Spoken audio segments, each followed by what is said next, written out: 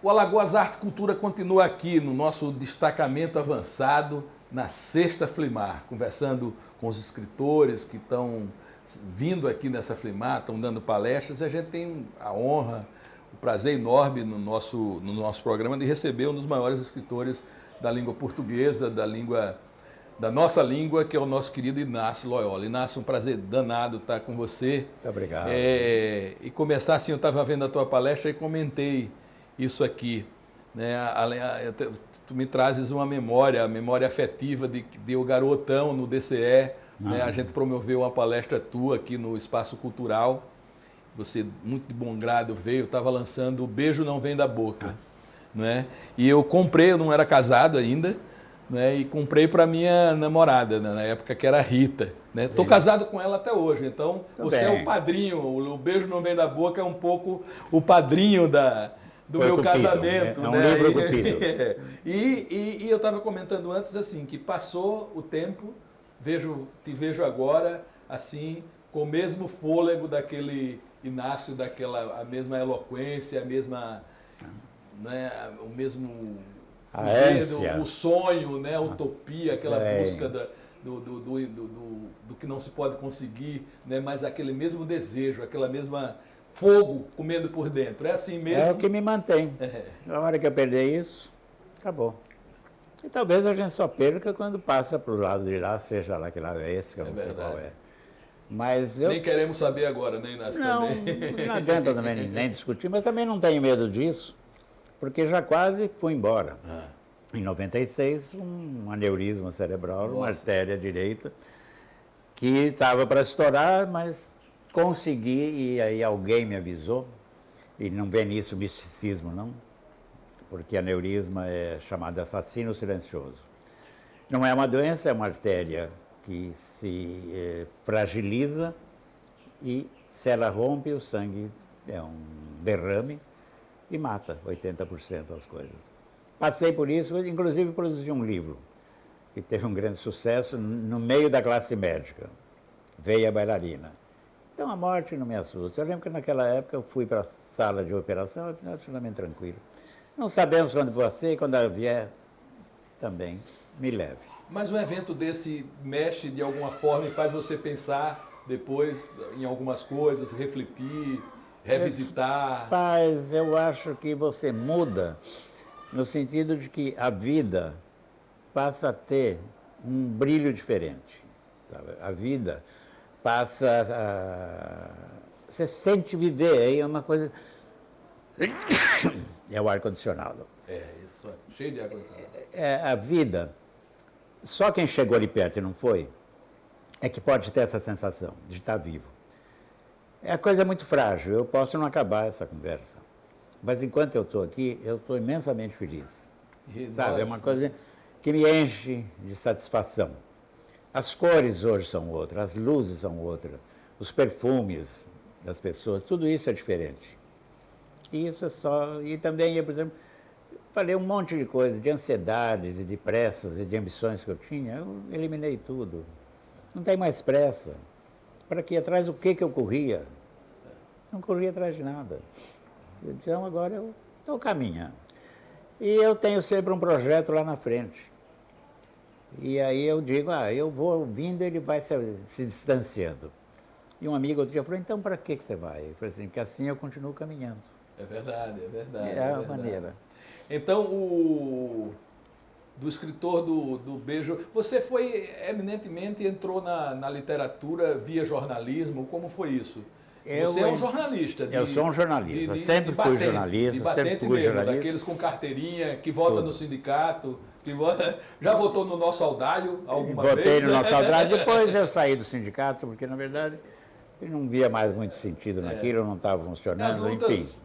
Mas enfim, a gente vai mudando. Mas fui jornalista a vida inteira, né? Viver do jornalismo, livros não dão, não dão sustento.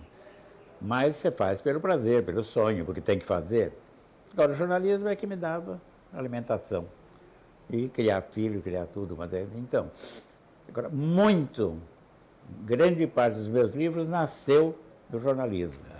muito. Tá? Temas vieram de lá. Alimentou a sua obra, então. Alimentou a minha obra. A tua profissão de então, o jornalista. Zero, inclusive, que é o meu lembro. romance mais emblemático, vamos dizer, foi inteirinho calcado em matérias que os censores proibiram na última hora, quando eu trabalhava lá. Então, Bebel, que a cidade comeu, nasceu de uma reportagem que eu fui fazer. Então, tudo. Jornalismo foi trampolim. Até na linguagem. Sabe, uma linguagem mais enxuta, mais seca, aqui de fazer. Você tem um espaço no jornalismo para usar. E não pode ser mais do que aquilo. Então, isso foi de uma grande valia, sabe? Saber que palavra ter, o que poder cortar, que não inutiliza o texto. Tem que ser muito rápido, segurar o leitor. No jornalismo, nas primeiras linhas de uma matéria, você tem que segurar o leitor.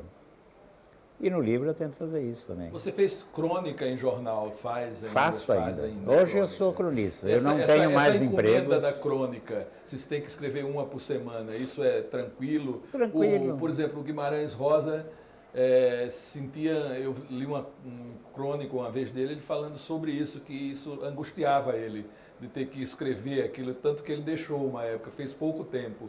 Né, essa coisa. Você então, sabe que... tinha uma angústia para fazer isso. E ele admirava as pessoas que conseguiam fazer. Você tem um problema, você tem o tempo. Quer dizer, a diferença entre um conto, um romance, é que eu faço e não tenho tempo para... Eu não tenho prazo para acabar. Aquilo é encomenda, né? Aquilo não é encomenda, não é nada. Aquilo é uma coisa que nasce... Mas a crônica nasce de mim também. E é uma encomenda que me força a pensar, e que me força a trabalhar, e que me força a ser sistemático, disciplinado, e que você com o tempo aprende e faz. Eu era cronista semanal, me passaram para quinzenal. Eu senti muito, porque eu gostava de fazer semanalmente. Mesmo porque tem uma coisa que eu uso, e muito, que é isso aqui. Eu tenho centenas dessas, onde eu faço anotações. E está sempre no meu bolso. Algumas pessoas que eu falo que escrevem têm essa técnica de você sempre estar escrevendo para memoriar. alguma coisa, né? Porque sabe de onde vem a coisa da crônica? A crônica é do dia a dia. É do que está em volta de mim, que eu estou olhando, eu estou ouvindo, eu estou conversando, eu estou... Você sente o gancho ali naquela coisa. Epa, isso aqui isso dá uma... exatamente. Dá bem, isso dá aqui bem, isso dá. Então, eu nunca tive muito esse problema do assunto. Cheguei já, às vezes, agora o que eu faço? Mas alguma coisa aparece. Sempre chega. Sempre chega. Fizeram uma vez para o Luiz Fernando Veríssimo uma pergunta. Para você, Veríssimo, o que é inspiração para a crônica? Minha melhor resposta é a dele, é o prazo. Chegou a hora, tem que fazer, você faz.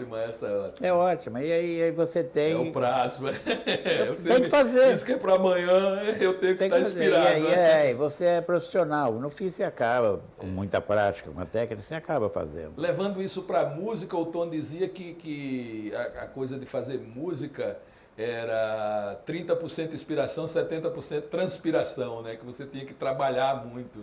O jornalista também tem que trabalhar muito. Mas essa coisa da transpiração, eu acho que é 70% de inspiração. Você acha que claro, mais a transpiração você está acostumado, você sabe trabalhar. Já é técnica, né? É técnica. Agora, o outro é você ter a capacidade de captar. Aí, isso dá. Aquilo dá. É uma frase, às vezes. É verdade. Que te prende, que move. E eu uso muito o dia a dia. Para mim, a minha crônica é assim, personagens anônimos de São Paulo, principalmente, que é a minha cidade, e retratos, sabe, um Instagram de determinados momentos. É um Instagram em letra de forma. É isso. Você sempre foi um escritor militante, assim, militante no sentido de que você sempre andou com a sua obra e desbravou o Brasil. Por exemplo, eu estou falando isso e a gente fala numa perspectiva de tempo, eu estou com 57, eu tinha 20, então isso vai 37 anos. 37 é isso? É 37? Eu não sou da matemática. Com 20, 57. É isso. Então, naquela época, você ia com o teu trabalho, você continua ainda tendo essa militância com a tua literatura, né? Continua. Esse cuidado e essa coisa de você ir onde aquela história do Milton, ir onde o povo está perto, né? Está sempre recebendo esse retorno. Você sabe quem começou isso? Eu, Antônio Torres e João Antônio. Até o irmão do Antônio Torres está aqui. Tá aqui, é verdade. Mas em 75, nós começamos a ser convidados. Teve um grande debate no Teatro Casagrande, uma semana de discussão sobre censura, teatro, cinema. E a partir daquilo, nós três começamos a ser convidados, que nós três estávamos à mesa. E a gente começou a fazer um circuito, e aí, de repente, nós começamos a perceber que a gente ia falar não só de literatura, mas ia falar de política. E nós também, a gente é profissional, a gente começou a pedir para a editora pesquisar nas cidades onde a gente foi, melhorou ou não a vendagem dos livros. Às vezes não tinha nenhum, aí vendia. Outras cidades aumentavam. Olha. 5%, 10%, mas sempre tinha. E a gente entendeu que a gente tinha que fazer esse caminho. A gente foi, inclusive, muito criticado. Isso é coisa de vaidade. O escritor deve ficar encerrado nessa coisa. A gente foi, ficar encerrado aonde? A gente vai lá onde tem. Porque eles não leem, mas eles vão ouvir e, de repente, vão entender. E a gente fazia muita conversa política, porque todos, eu era jornalista, o Torres era publicitário. E o João Antônio... Você veio aqui via DCE, eu estou dizendo porque a gente era diretor de cultura do DCE, a gente convidou e você de pronto, disse, não, exatamente. Vou sim, vou e tal. Mano. E aí foi formando esse público, assim, você não atinge uma coisa por acaso. Se a gente conseguir uma posição, né, hoje o Torres é um grande escritor, academia e tal, e porque é luta, porque não é desprezar, tem que formar o leitor. Por que a gente está em todos esses festivais? Porque eles são importantes. Sim, aí isso, o papel desses festivais, o papel dessas de formação, hoje, formação de leitor.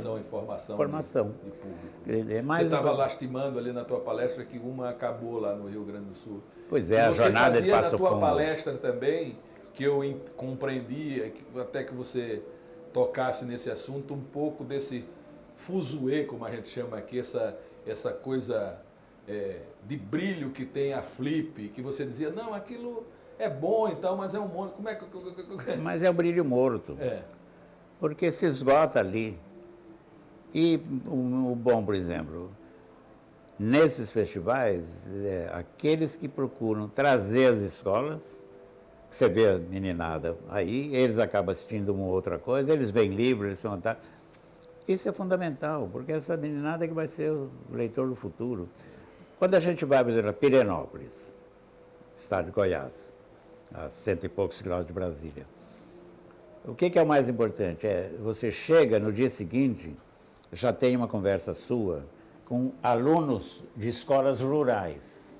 Nossa, olha aqui. Então, um carro te leva, tem lá as classes preparadas, e é uma coisa muito bonita que as mães dos alunos fazem um café da manhã para nós, escritores. E você começa a conversar e vai, e fica o dia inteiro, às vezes, se for o caso.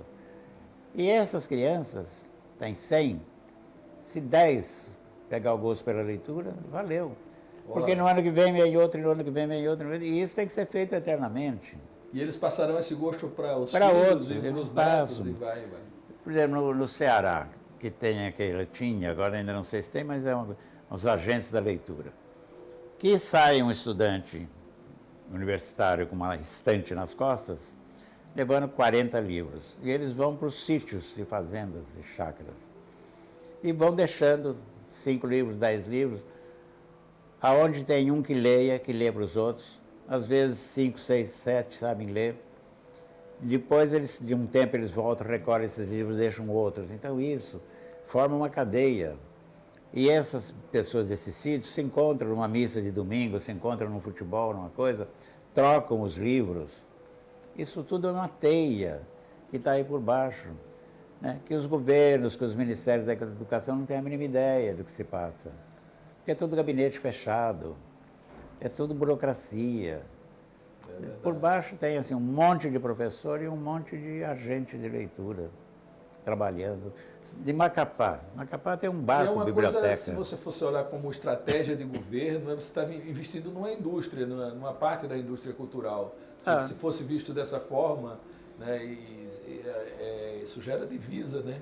Gera uma cadeia produtiva toda em torno disso, desde as livrarias, editoras, os artistas gráficos, os fotógrafos e por aí vai. Mas aí de Macapá.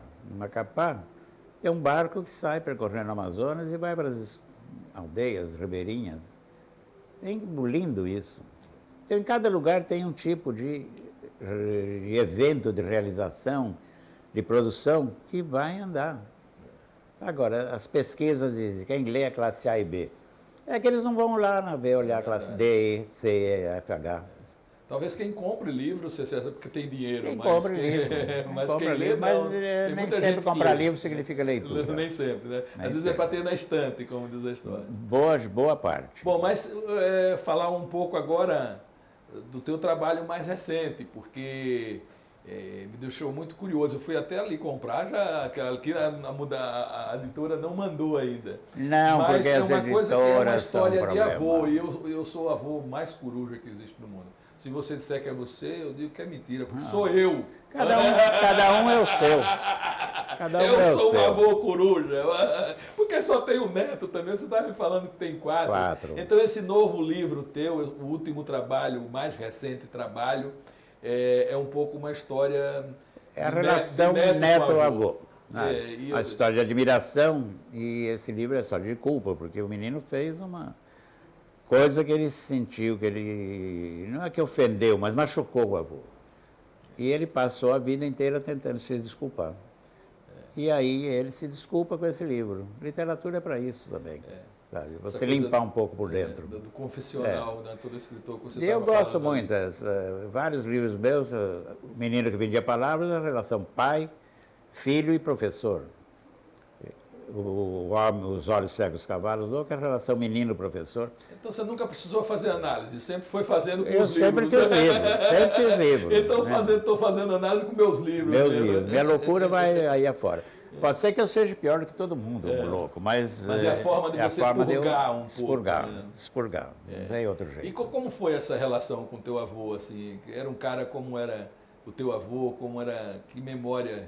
Você falou ali, eu vi que você perdeu ele muito cedo também. Você tinha... Não, ele viveu, eu tinha quase 40 anos. Ah, ele viveu até os seus 40. Então eu entendi mal, eu pensei que ele tinha morrido quando você tinha 9 anos. Não, 9 anos foi um fato, a coisa. Né? Isso foi em 45, ele morreu em 59. Então você conviveu muito. Ele viveu bastante, ele morreu com 96, uma coisa assim.